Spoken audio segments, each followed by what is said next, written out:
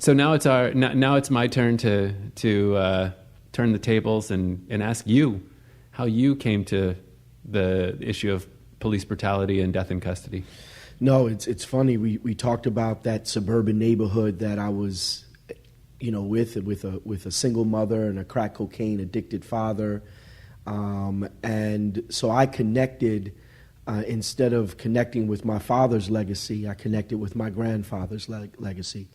And my grandfather, H. Donald Marshall, was one of the first black physicians in New Jersey. He was a physician in Atlantic City, one of the black bag physicians, carrying his black bag to people's homes, delivering babies on kitchen floors, and providing care. And I grew up walking in Atlantic City as a kid with my mother, and people stopping my mother and stopping me and saying, your grandfather was such a great man, and he helped me, and he took care of my mother, or he took care of me, or, all of the things that you would want to hear from a physician who was in community. And so I quickly connected to his story. He died in 1986. So when I was about 12 years old, he died. So I had some time with him to learn about who he was and who I wanted to be. So growing up in South Orange and then moving to Princeton Junction, West Windsor Plainsboro High School, I knew I wanted to be a doctor from a very young age. Medical doctor. Didn't know what type of medical doctor I wanted to be, but I knew I wanted to go to Howard University. So shout out to Howard University and the Bison. And so I connected with that legacy and left high school and went to Howard University and majored in biology. I was a biology major, chemistry minor. Matter of fact, it was called zoology. And so and I knew I wanted to be a physician, so worked hard in that pre-med, and got active on campus pretty quickly. Organization that I was involved with called Campus Pals, and we served undergraduates coming into Howard University, almost like an orientation group, but cooler than that. Provided support for young people coming into Howard, and did a variety show and did trips and got them acquainted to what it meant to be a Howard student. So always wanted to connect in that way with people. I also was the chief of staff for the Howard University Student Association and ran a good friend of mine, Chidi Adiakoma, for president, and we won. We were the underdogs, and we won an election. And so that got me interested in kind of political frameworks. And then I worked at Washington Hospital Center as an EKG technician, making sure that I had what it took to become a physician. But it was 93, I guess, going into 94 or 95, which we remember the O.J. Simpson trial. Mm-hmm. And O.J. Simpson was all over the news, and it was the summer of 95, between my junior year and my senior year, that I was doing HIV research, looking at DNA. And we were taking DNA and putting DNA into the plasmid DNA of bacteria, and we were trying to devise a way of putting healing DNA into the human utilizing bacteria to try to cure HIV. And during that time of working with DNA, we were listening to the O.J. Simpson trial on the radio, and the whole O.J. Simpson trial at that time was about DNA evidence. And I said, what? And that was my first exposure to forensics. And I said, what is this forensics that's doing DNA work? And I remember my professor, Dr. Ohi, saying that I was better technically at doing the DNA work than his postdocs. At that point, we were using a lot of gel electrophoresis to separate the DNA out and understand what we were working with. And at the time, I I was exposed to not only the O.J. Simpson trial, but to DNA science. And so I wanted at that point to be a forensic scientist. I was pre-med, was kind of tired, was in love with a little girl named Angelique Hendricks. Excuse me. I was in love with a little girl named Angelique Hendricks who I had met freshman year, and I was planning on marrying her. So I didn't want to go to med school. I didn't want to have loans. I didn't want to, study anymore. I was tired. I said, let me find a good job in science that I could do that could make my mom proud, and not deal with the outpour of the fact that I wasn't a physician. Well, I looked to become a forensic scientist all up and down the eastern seaboard, and the only place that was hiring was the FBI. And I had an opportunity, and because I didn't want to go straight into law enforcement, I wanted to be a scientist first. The FBI had an opportunity for lay scientists to come into the FBI, and it was actually part of an initiative of moving agents out of the laboratory and moving scientists into the laboratory because they were having an accreditation problem in the FBI laboratories. So I was part of that second wave of forensic biologists or biologists coming into the FBI to help the FBI with their accreditation process, and there was some scandals surrounding forensic science at the Bureau. So I came under Louis Freeh from New Jersey, and was one of the first black men in FBI laboratories in 1997. I started there in January 1997, and my story's kind of long too.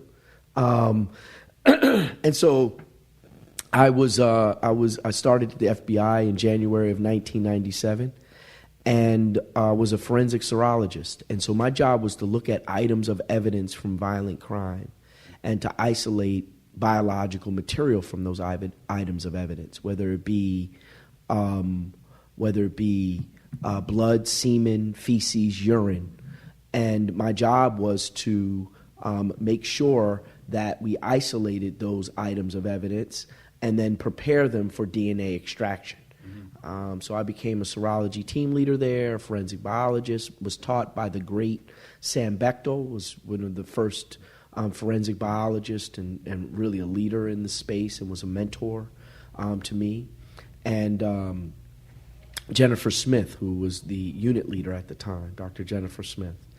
And while I was there, got exposed to critical incident stress management and post-traumatic stress disorder as something that agents could feel after they've discharged their weapon or were in a gunfight.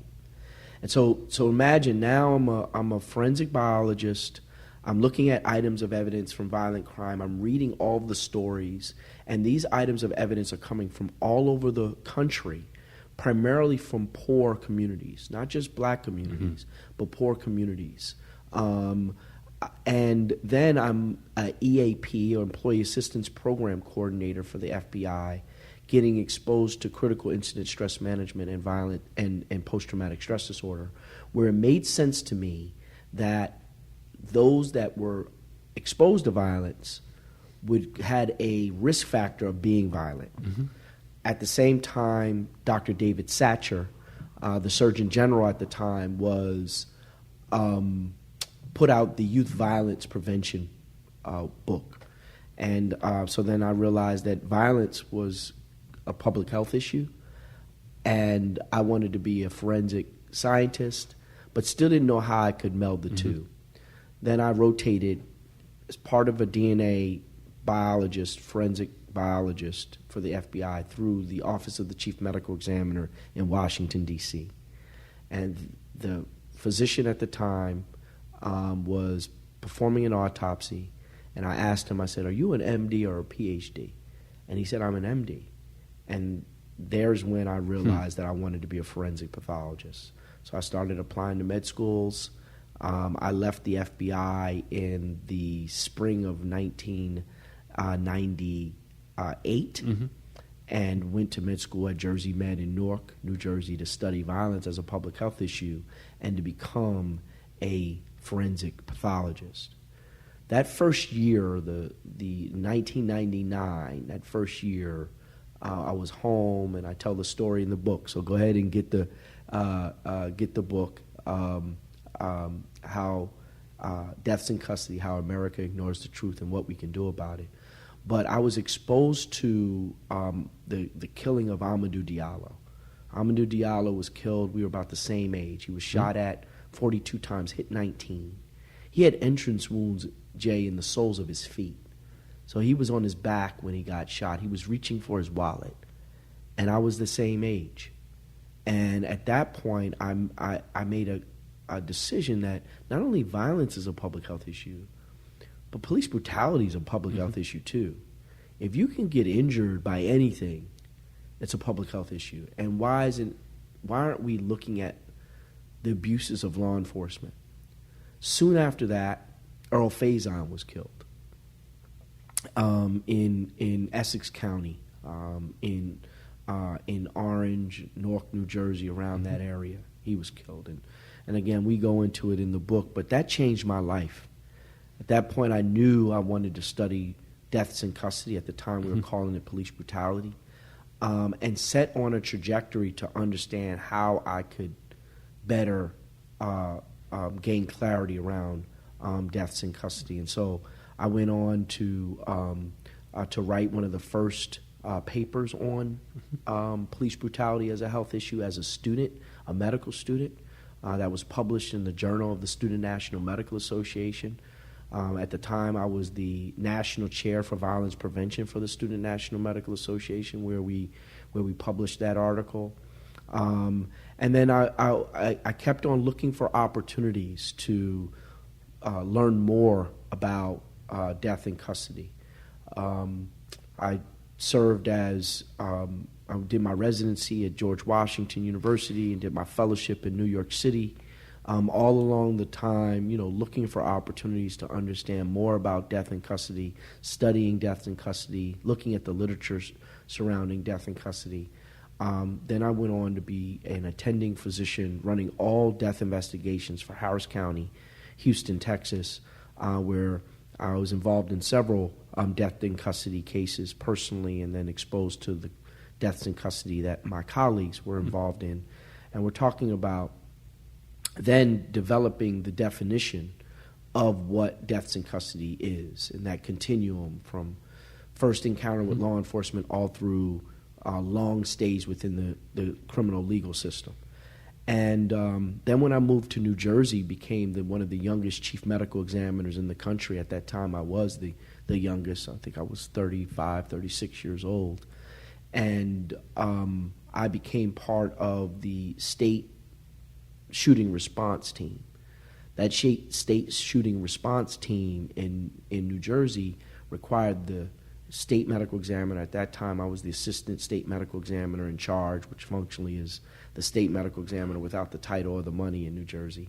I was responsible for responding to all state police shootings that led to death. And so was there, understood the policy in New Jersey, also looked at the policy in New Jersey. And then when I went to Washington, D.C., this is when the cell phones started coming out. About 2014, now here come the cell phones. Now we're seeing a lot more deaths in custody that we knew were happening. But now cell phone videos are catching it.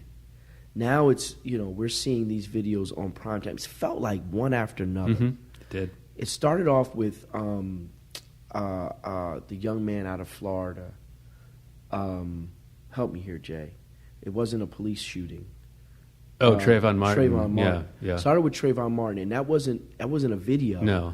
But it felt like it was It was a vigilante killing. Vigilante, extrajudicial killing that really set things in motion. Now we started seeing deaths in custody, law enforcement, and there were cell phones. At that point, I decided that I wanted to elevate how we were handling death in custody investigations. And so I called the president of the National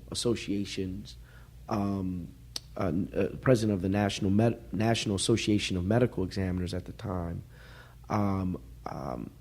Marcus Noshilsky, and asked him if we could start a ad hoc committee on deaths in custody to look at how we should investigate, examine, report deaths in custody in this country.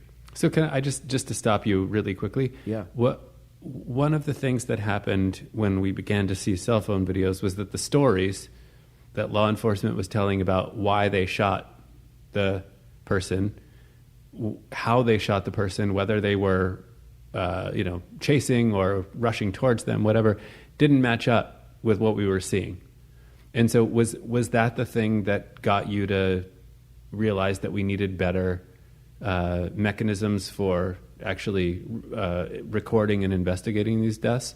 What was it that made you say, hey, we need to change the way that we as a society are investigating these deaths?